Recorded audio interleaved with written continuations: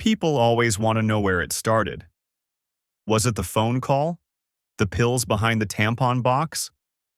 The old woman rewriting her will in the middle of the night while cancer ate her from the inside? No. It started with a phone that should have been locked. But I'm getting ahead of myself. Let me back up. My name is Oscar Whitfield. I teach AP Physics at a high school in Phoenix, Arizona. I'm the kind of guy who grades exams at 11 o'clock at night because the quiet helps me think. I drink my coffee black, I run when I'm angry, and I married a woman named Chloe 6 years ago in Sedona, under a sky so wide and orange it felt like a promise. Turns out the only person who meant any of it was me. My twin sister, Olivia. She married a man named Dominic about 5 years back. Real estate agent. Decent smile, decent handshake, the type of guy who always had a new watch.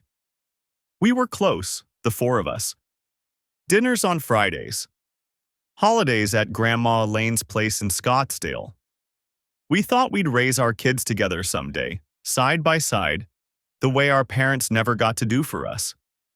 That was the picture. Pretty one, right? Here's what was actually happening behind it. It was a Thursday night, 11:47. I remember because I'd just marked a kid's answer wrong on a free body diagram and felt guilty about it. The kid was close, just forgot to account for friction. I was sitting there debating whether to give half credit when my phone lit up. Olivia. Now, my sister doesn't call. She texts. She'll text you a paragraph before she'll pick up the phone. So when her name popped up with an actual ringtone, I felt it in my stomach before I even answered. Oscar. Her voice was flat, controlled.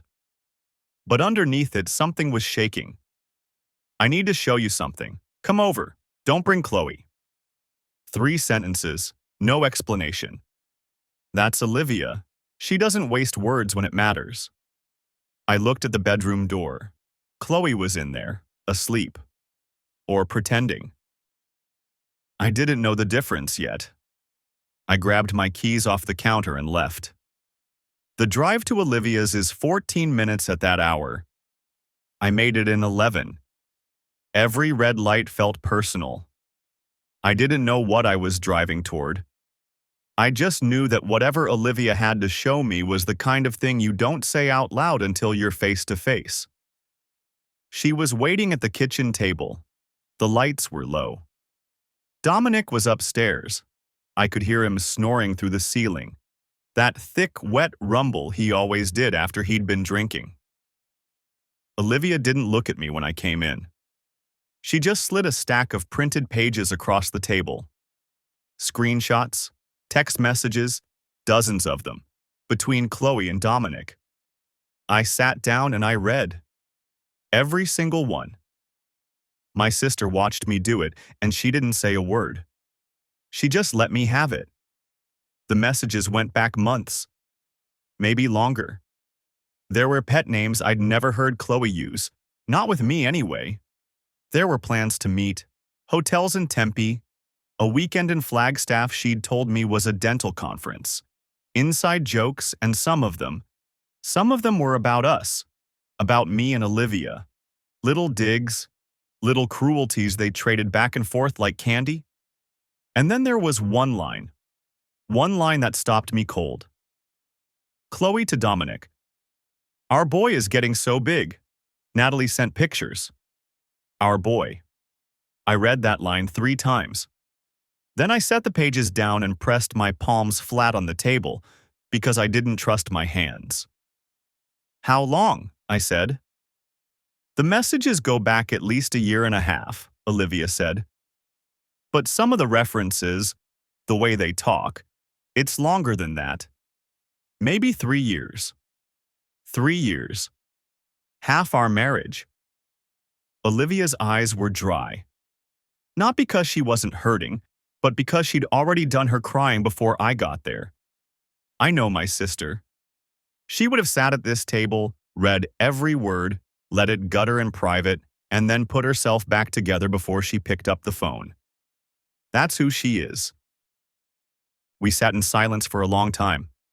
The refrigerator hummed. Dominic snored. Then I said, "We don't react. Not yet." She nodded. "Not yet. We need to understand the full scope before we do anything. We act normal. We smile. We dig. Okay? And live. Nobody knows. Not a friend, not a cousin, not a bartender. Just us. Just us." I drove home at 1 in the morning. Chloe was still in bed. I stood in the doorway and watched her sleep, and I want to tell you I felt rage.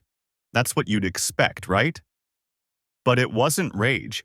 It was something colder. Like the moment in a physics problem when you see the system clearly for the first time. All the forces, all the vectors, all the hidden variables that were there all along. You don't get angry at gravity. You just finally understand the equation. I went to the couch and stared at the ceiling until sunrise. Friday morning, I made breakfast. Eggs, toast, the little cup of yogurt she liked with the granola on the side. Chloe came out in her robe, kissed my cheek, and told me she had a dental conference in Tucson that weekend. She'd be back Sunday. I knew from the messages it was a hotel in Tempe with Dominic. "Have a good trip, babe," I said. She smiled. "You're sweet. I'll text you when I get there." The door closed and I exhaled for the first time in 12 hours. It came out ragged, like my lungs had forgotten how. I called Olivia. We met at a coffee shop, not our usual one, a place across town where nobody knew us. We picked a table in the back corner and we divided the work. Systematic. No drama. Just tasks. I would go through financial records, credit card statements, insurance documents, anything with a paper trail. Olivia would get back into Dominic's phone and email. She'd memorized his passcode from the screenshots and knew his patterns. We created an encrypted shared folder on a cloud drive and agreed on a naming convention for files.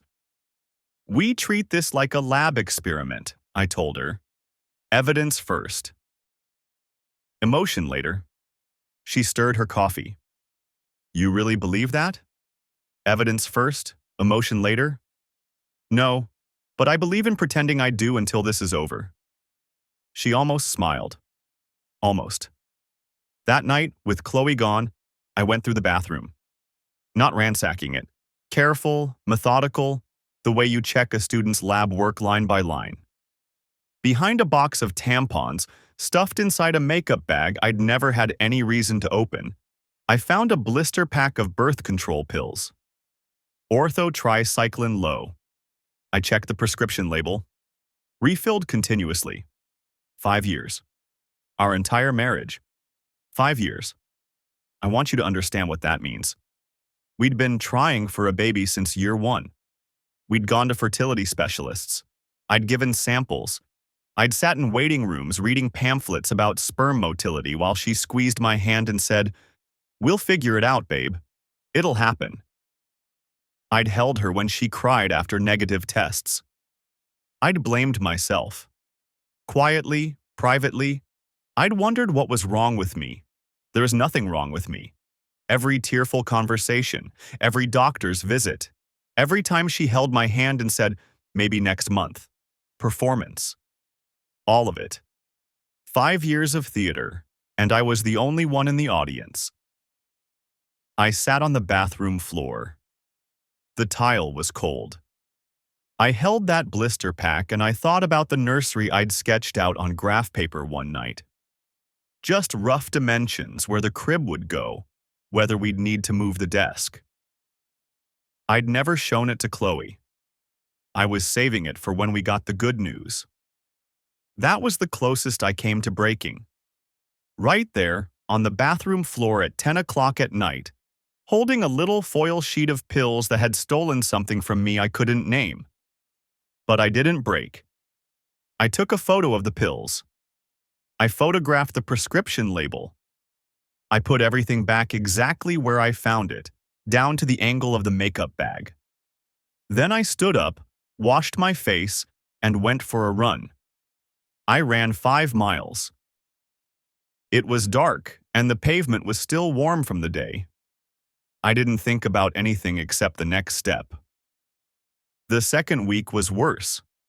Not because of what I felt, I'd put a lid on that, but because of what we found. Olivia called me Monday night. She'd been pulling mortgage records. Routine, she thought. Just making sure Dominic hadn't done anything stupid with their finances. He had. 2 years ago, Dominic had taken a second mortgage on their house, $185,000. And Olivia's signature was on the loan documents, except it wasn't her signature. He'd forged it. She was listed as co-borrower on a loan she never agreed to, never saw, never knew existed.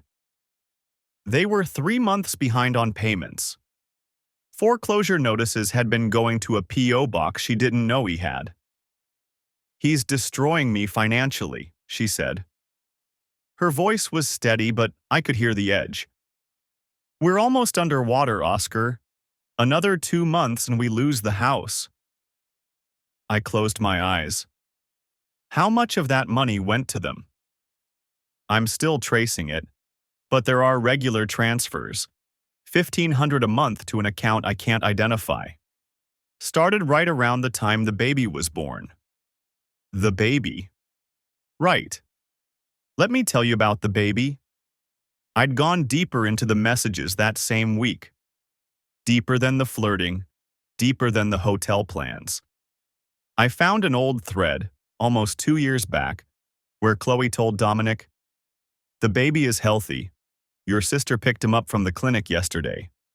I told Oscar I lost it. He cried for a week.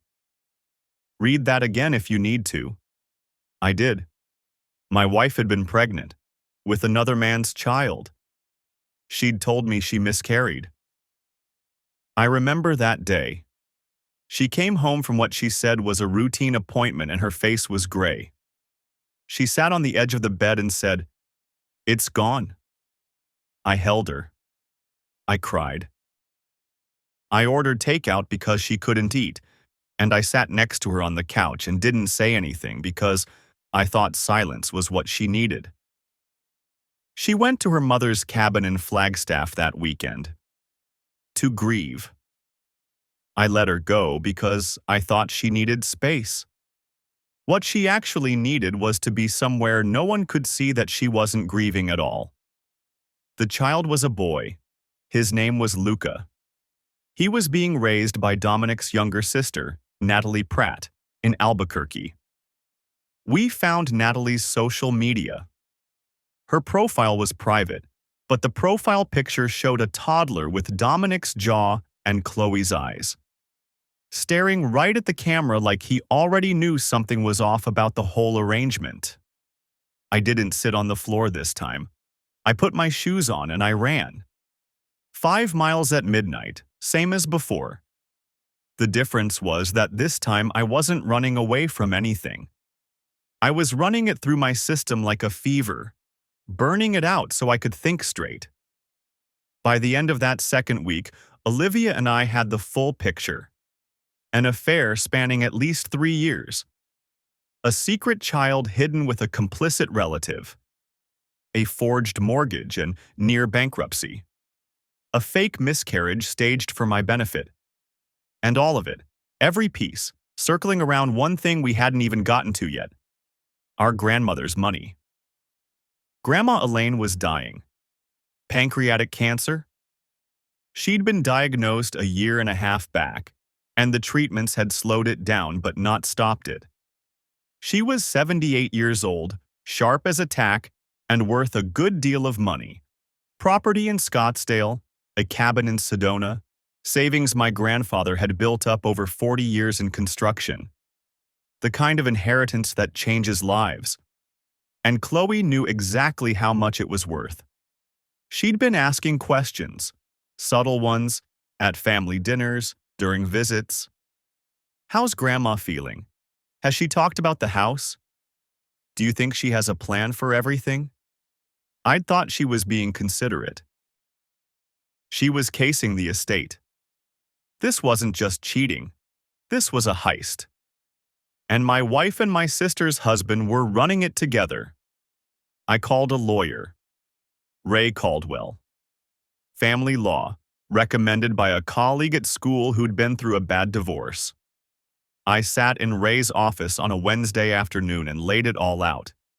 The affair, the child, the birth control, the forged mortgage, the inheritance angle. All of it. Ray was maybe 60, gray hair, reading glasses on a chain. The kind of man who's heard everything twice. But even he paused a couple of times. When I finished, he leaned back and said, "You've got enough for fault-based divorce. Potential criminal fraud charges for the forgery. Possibly civil claims. But here's my advice. If you want to maximize your position, keep collecting and stay silent. Don't tip them off. The longer they think they're safe, the worse their situation gets." How long? A few more weeks. Let the evidence pile up. And when you move all at once. Don't give them time to adjust. I told Olivia. She agreed. We kept smiling. We kept cooking dinner and kissing cheeks and asking about each other's days. And every night, after the lights went out, we added another file to the encrypted folder. Every Saturday, Olivia and I visited Grandma Elaine. It's what we did. Had been doing it since we were kids and our parents would drop us off for the weekend. Elaine's house in Scottsdale was the only place that ever really felt like home. Big backyard, a chess set on the porch table, lemonade in the fridge. She'd taught us both to play chess before we could ride bikes.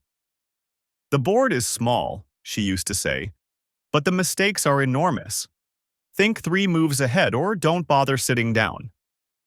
She was on hospice now, thinner every week. But her eyes were exactly the same.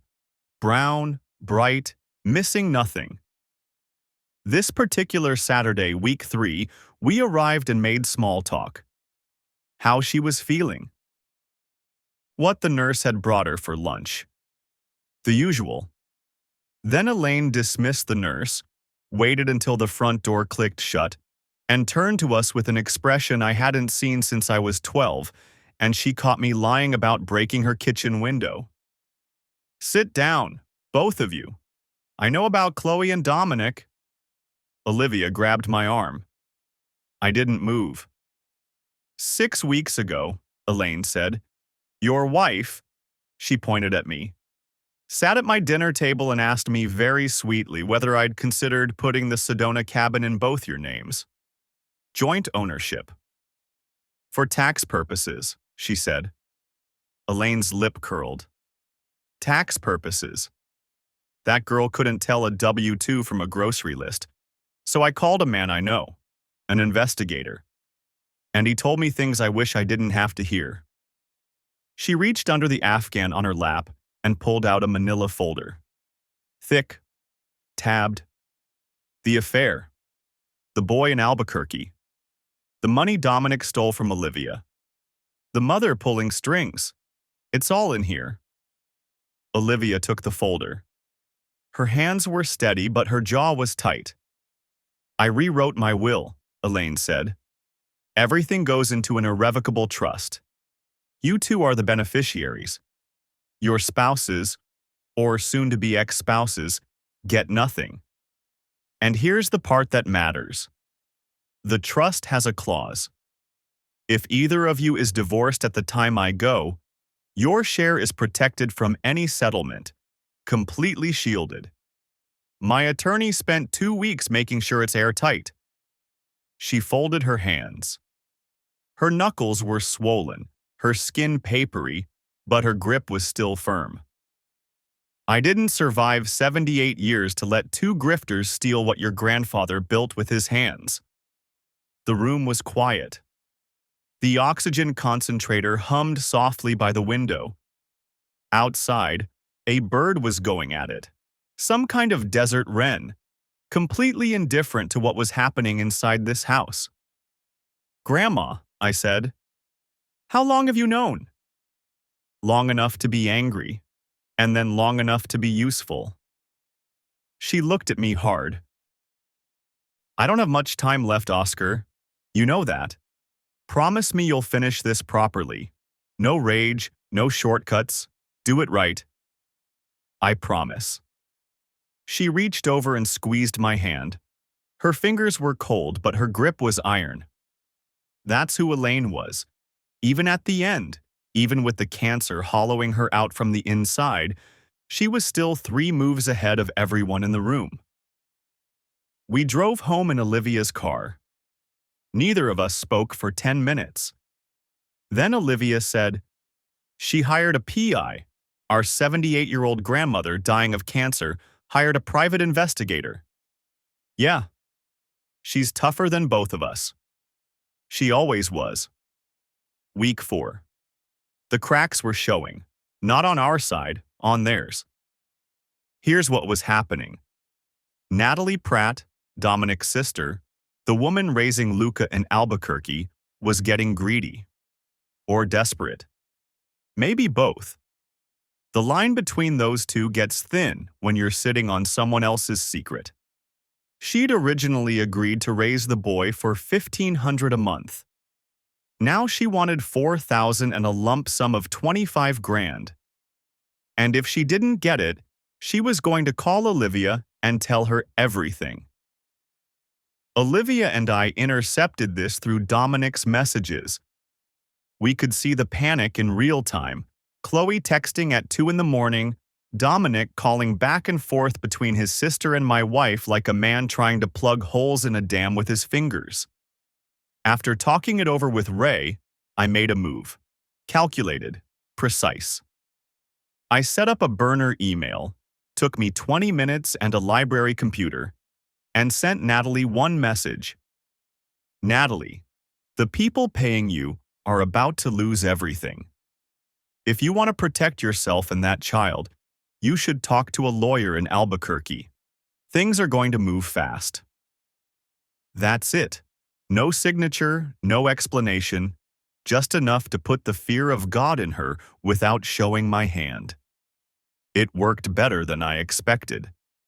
Natalie called Dominic in a fury that same night. We could see his phone blowing up through the message logs. "Someone knows. Someone sent me a message. What did you do?" Dominic and Chloe had a whispered argument. I could hear the muffled tension through the bedroom wall when Chloe took a call in the bathroom at 11 at night. They thought Natalie was bluffing, trying to manufacture urgency to squeeze out more money. They were wrong. But they couldn't afford to find out. And now they were spending energy managing a fire they didn't start, which meant less energy watching the one that was actually about to burn their house down. In physics, we call this perturbation theory. You introduce a small disturbance into a stable system, and then you sit back and watch what happens to the equilibrium. The system tells you everything you need to know about its weaknesses. Their system was full of weaknesses. Week 5, Janet showed up. Janet Holloway is Chloe's mother. I should have told you about her earlier, but the truth is I didn't understand what she was until later. I thought she was just an overbearing mother-in-law, a little too polished, a little too sweet, the kind of woman who always touched your arm when she talked to you and held eye contact a beat too long, like she was running calculations behind those mascara-heavy lids. She flew in from Portland for a surprise visit. I cooked dinner. Chicken parmesan, garlic bread, a salad she didn't touch. I poured wine. I asked about her book club, her garden, her neighbor's new dog. I performed the role of good husband, good son-in-law, with the precision of a man who now understood that performance was the family business. After dinner, I went to the kitchen to clean up. From the hallway, I could hear Janet and Chloe in the living room, voices low. I stopped moving and listened.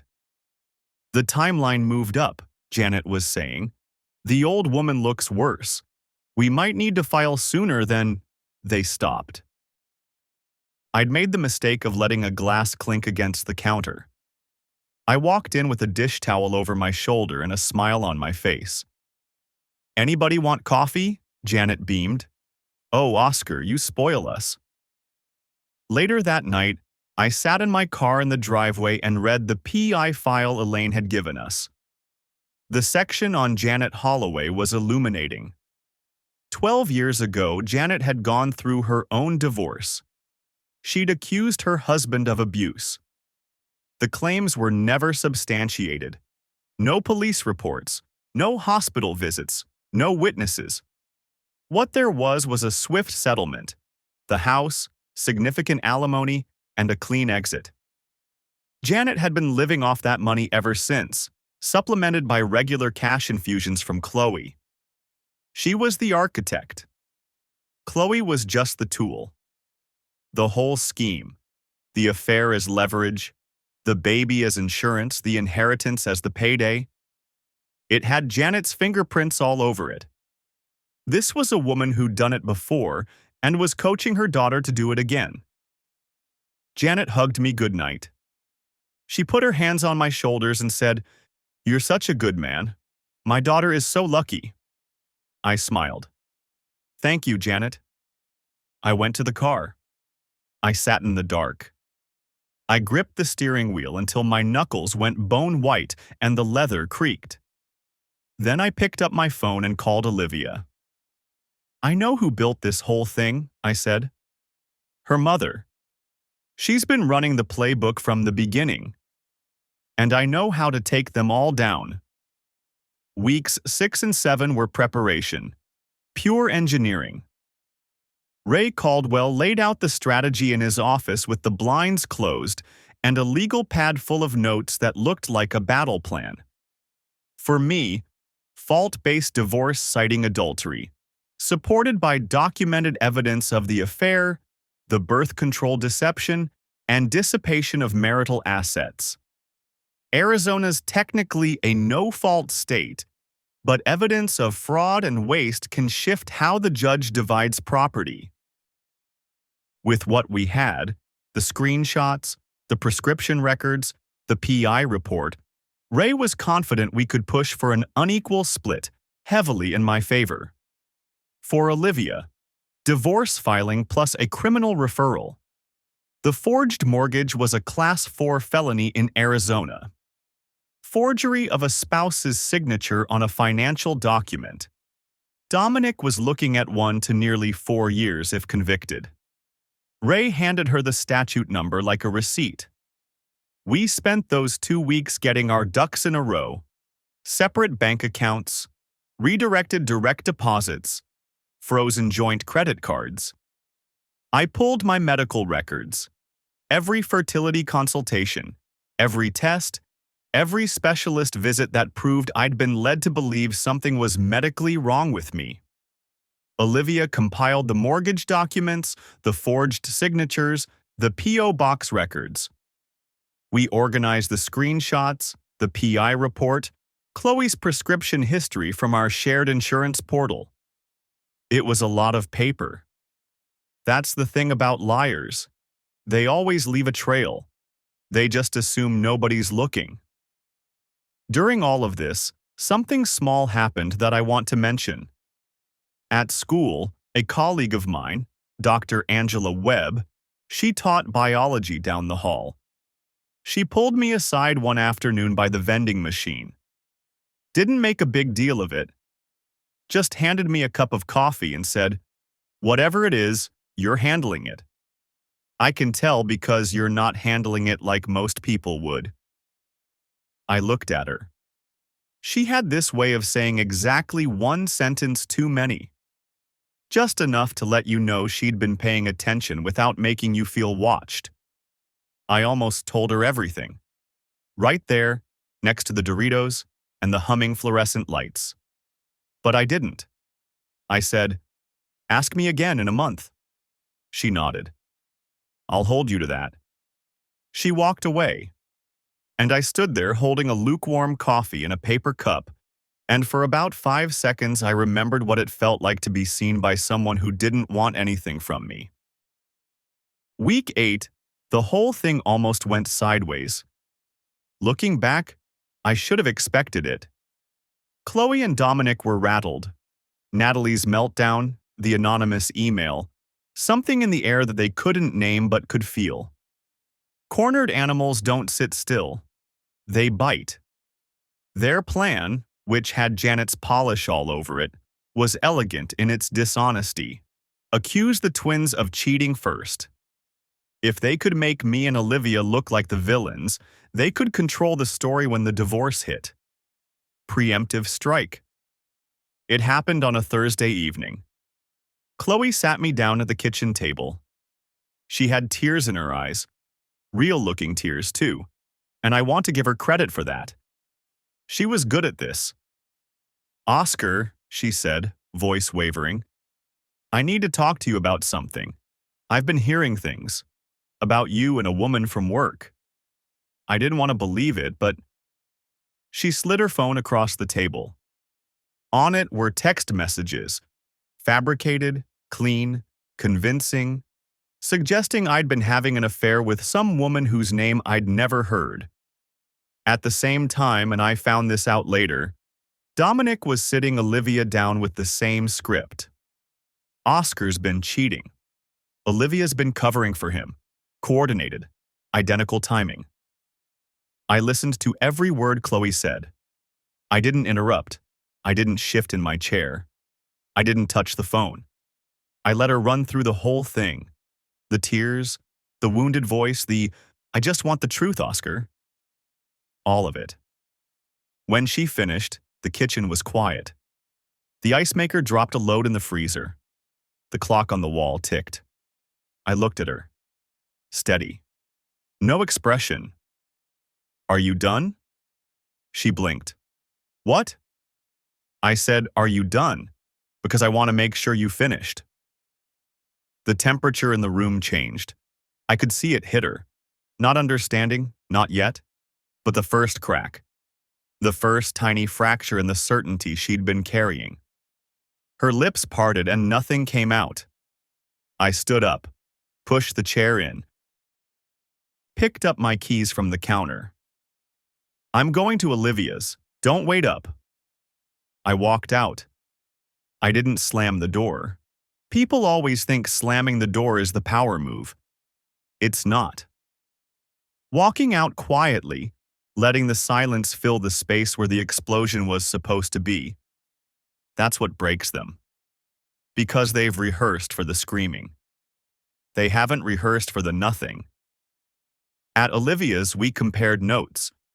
Same playbook, same timing, same fabricated evidence. They'd even use the same fake message format. Janet had probably drafted both scripts from her kitchen table in Portland. We called Ray Caldwell at 9:30 at night. He answered on the second ring. When you're paying a man $400 an hour, he picks up. "This is actually perfect," Ray said. "They've shown their hand. They're panicking, and panicking people make mistakes. They just added attempted defamation to the pile. Move the timeline up. We file Monday." Monday. I hung up and looked at Olivia. She was standing by the window with her arms crossed, watching the street. Dominic's car was gone. He'd stormed out after Olivia had said exactly 2 words to him. "Save it." 3 days, I said. 3 days, she said. Neither of us slept much that weekend. But it was a different kind of awake. Not the gutted, hollow insomnia of the first night. This was focused. This was the coiled stillness before the spring releases. Monday morning, 9 a.m. sharp. Ray Caldwell walked into the Maricopa County Superior Court and filed 2 divorce petitions simultaneously. Mine cited irreconcilable differences, but came attached to a detailed motion for unequal property distribution. Supporting evidence: documented adultery, reproductive fraud spanning 5 years, and dissipation of marital assets. Every screenshot, every prescription record, every page of the PI report, filed and indexed. Olivia's petition included the same adultery evidence plus a criminal referral packet for the forged mortgage. By 9:30, a separate report was sitting on a desk at the Maricopa County Sheriff's Office with Dominic's name on it. Then the process servers went out. Chloe was served at her dental office. Front desk, middle of the morning, colleagues within earshot. She'd been sterilizing instruments when the server walked in and asked for her by name. Ray's advice on this had been blunt. Don't let them control the narrative. Let reality hit them in public, where they can't immediately regroup and start spinning. Dominic was served at a property showing. In front of a client. In front of the client's wife. He tried to refuse the papers. The server set them on the hood of his car and walked away. You can't unserve someone by refusing to hold the envelope. Chloe called me 17 times that day. I didn't pick up once. I watched the screen light up and go dark. Light up and go dark. Like a heartbeat getting weaker. She called Janet.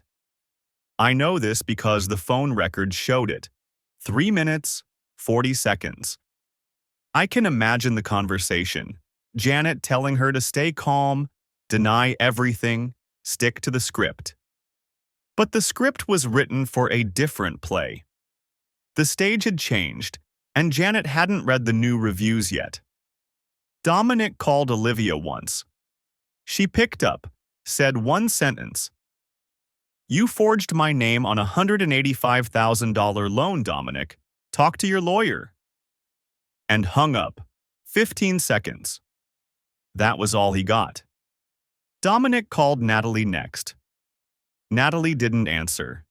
She'd already retained her own attorney in Albuquerque. That burner email I'd sent had landed exactly where it needed to. That evening, I drove to Grandma Elaine's. She was in her chair by the window, the one with the view of the backyard where the jacaranda tree was just starting to drop its purple blossoms. She was weaker. The oxygen was running. But when I walked in, she turned her head and her eyes found me like they always did. Sharp, certain, warm. You did it right, she said. I promised you I would. Your grandfather would have liked how you handled it. He was a patient man, too. People mistook it for softness. It wasn't. I know.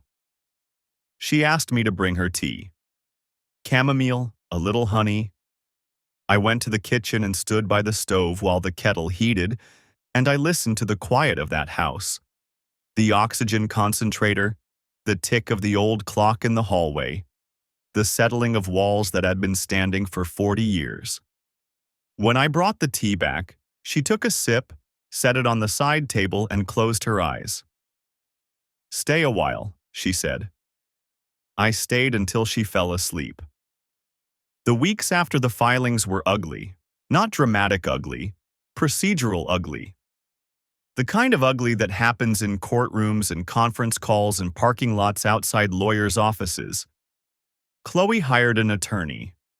She came out swinging, denied the affair, denied the birth control, called the PI report hearsay. Her lawyer took one look at the evidence and told her to negotiate. She refused. She showed up at my school, walked right into the front office and asked to see me. But I'd already spoken to the principal and had a temporary restraining order in hand. The school security guard walked her to the parking lot. I watched from my classroom window. She was crying. Real tears this time, I think. But I couldn't tell anymore, and that was the worst part. I'd lost the ability to know when she was genuine, if she'd ever been genuine. If there was a version of her underneath all the layers that had ever loved me or just loved what I could provide. Dominic's situation was worse. The forgery investigation moved fast. Handwriting analysis confirmed what we already knew. The signature on the mortgage documents wasn't Olivia's. It wasn't even close, honestly. Dominic had been sloppy, the way people are when they believe they'll never get caught. He was arrested on a felony charge. Bail was set at $20,000. He couldn't pay it because he was broke. He'd poured everything into Natalie, into Chloe, into the hotel rooms and burner phones and the whole rotten infrastructure of the affair. He sat in county jail for 3 days before his mother scraped together the bail money. 3 days. I've heard people say jail changes you. I don't think 3 days changed Dominic. I think it just showed him who he'd been all along. During discovery, Chloe's messages with Janet were subpoenaed. And this was the part that even Ray raised his eyebrows at. Because it wasn't just a mother offering bad advice. It was coaching. Detailed, specific, tactical coaching. Janet had walked Chloe through every step. The birth control, the staged miscarriage, the timing of inheritance questions, the fabricated cheating accusations against me. There were messages where Janet laid out timelines, where she calculated figures, where she wrote, and I'll never forget this line, "Stay married until the old woman dies, then take your share and disappear." The old woman. That was Elaine.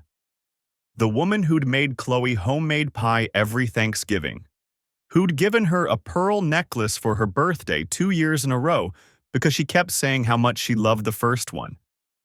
The old woman. Ray filed a civil conspiracy claim against Janet. It wouldn't send her to prison, but it would drag her name through a courtroom and cost her money she couldn't afford to lose.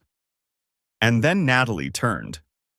Natalie Pratt, facing the possibility of charges related to concealing the child in the financial arrangement, sat down with Olivia's legal team and told them everything. She gave a sworn statement. When the baby was born. Where? Who paid for what? The blackmail payments, amounts, dates, the dummy Venmo account. She laid it all out in exchange for Olivia agreeing not to pursue civil claims against her. But she did something else, too. Something I didn't expect. She expressed genuine concern for Luca. Not as a bargaining chip, not as a performance. She asked the court to establish formal guardianship. She wanted to keep raising him. She'd been doing it for nearly 2 years. Whatever her reasons for getting involved in the first place, she loved that boy. You could see it in the way she talked about him. And I believed her, which surprised me, because I'd spent the last 2 months learning not to believe anyone. Elaine died on a Tuesday morning. Olivia and I were there. We'd been taking shifts, one of us always at the house, sleeping on the couch in the next room, the way you do when you know the math is almost done and you don't want to be on the wrong side of the equation when the answer comes. She went quietly. Her breathing got shallow around dawn, and then it got quieter, and then it just stopped. No dramatic last words. She'd said what she needed to say weeks ago. The last thing she told me was the night before. There's leftover soup in the fridge. Make sure your sister eats. That was Elaine, practical to the end. We buried her on a Thursday. The service was small. The people who loved her were there, and the people who wanted something from her were there, and it wasn't hard to tell the difference.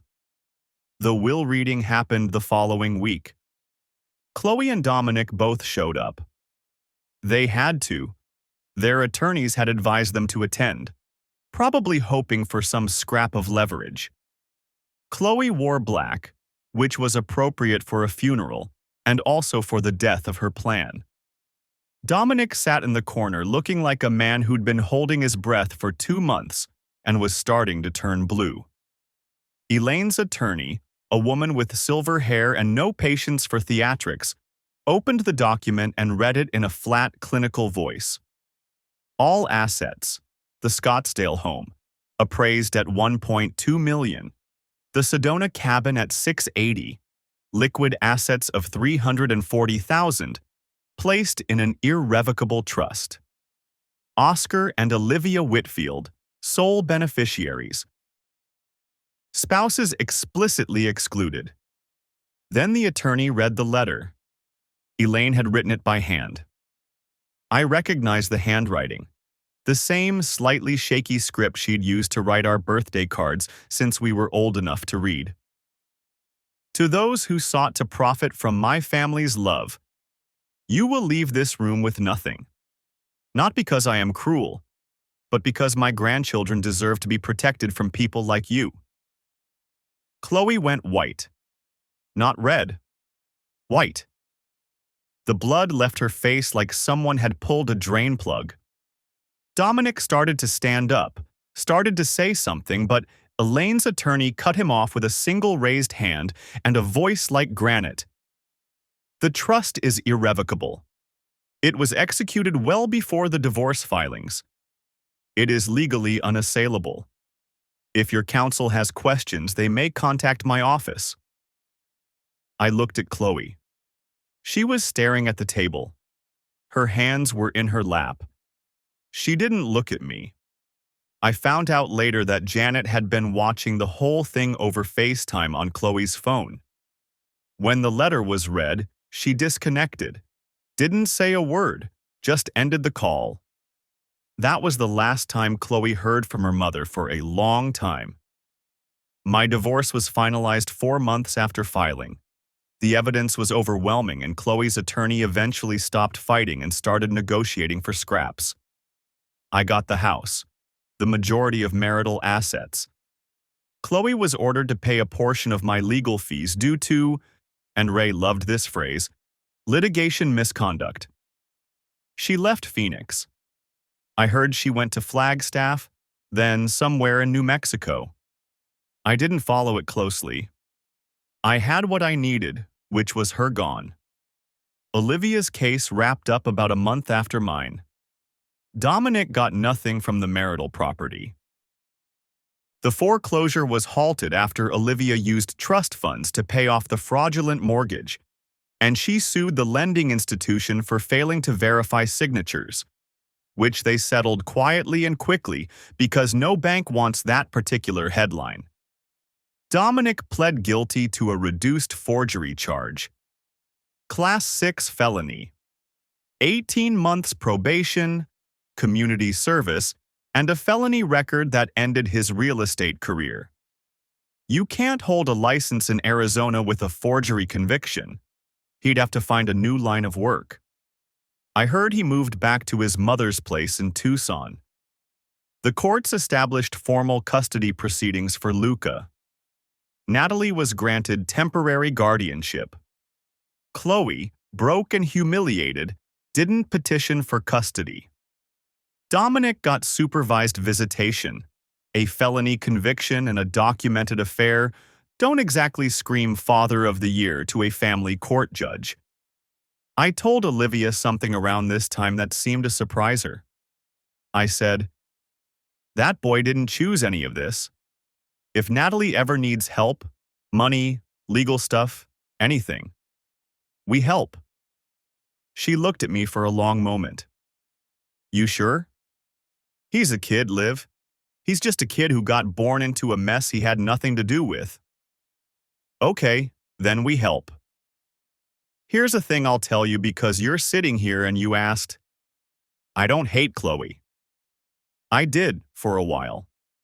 Somewhere around week 3, when the full scope of it was clear, there was a white-hot period where I could feel it in my chest like a physical weight. But that burned off. What replaced it was something more like clarity. She was what she was. Her mother made her, the same way pressure makes certain kinds of rock, dense, hard, and with all the soft parts crushed out. The last scene of Chloe's story. And I know this because Natalie told Olivia, who told me. Chloe called Janet from a studio apartment somewhere, left a voicemail. Mom, please pick up. I don't have anyone else. Janet never called back. The architect abandoned the building when the foundation cracked. That's what Janet always was. Not a mother, not really. A contractor. And when the project failed, she walked off the job site. That was probably the cruelest thing in the entire story, and Chloe was on the receiving end of it.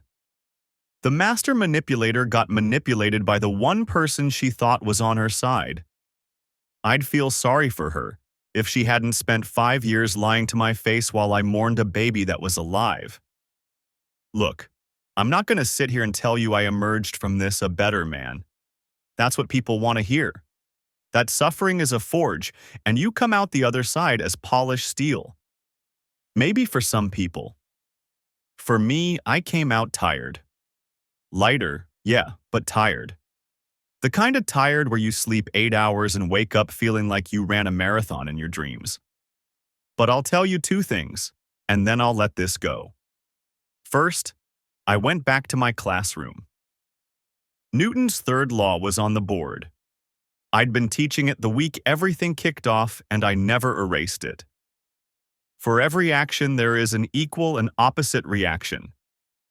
A student in the front row, a kid named Diego who was too smart for his own good, looked at me and said, "Mr. Whitfield, you good?" "Better than okay," I said. And I meant it. Not in a healed way, in an honest way. After school that day, Angela knocked on my classroom door. She was holding 2 coffees. She leaned against the frame and said, "It's been a month." I looked at her. "Yeah, it has." She sat down at the desk nearest mine. Didn't ask. Just sat. "So," she said, "tell me." I took a breath. And for the first time in 8 months, I talked to someone who actually wanted to hear me. Not because they were collecting information, not because they were building a case or rehearsing a performance. She just wanted to hear me, and I let her. Second thing, about a month later, Olivia and I drove up to the Sedona cabin. Elaine had left it to us, and neither of us had been there since she died. The key was under the same rock where it had always been, a piece of red sandstone the size of a softball, third from the left along the garden border. Elaine had told us about it when we were 10, and we'd never told another soul. We sat on the porch. The sun was going down over the red rocks, and the sky was doing that thing it does in Sedona, where the colors don't seem real. Like someone turned the saturation up on the whole landscape. Olivia said, "Do you think she's watching?" I said, "I think she planned this view specifically for tonight." She laughed. I laughed. And it wasn't the kind of laugh you forced to prove you're fine. It was real. Messy, maybe. A little raw, but real.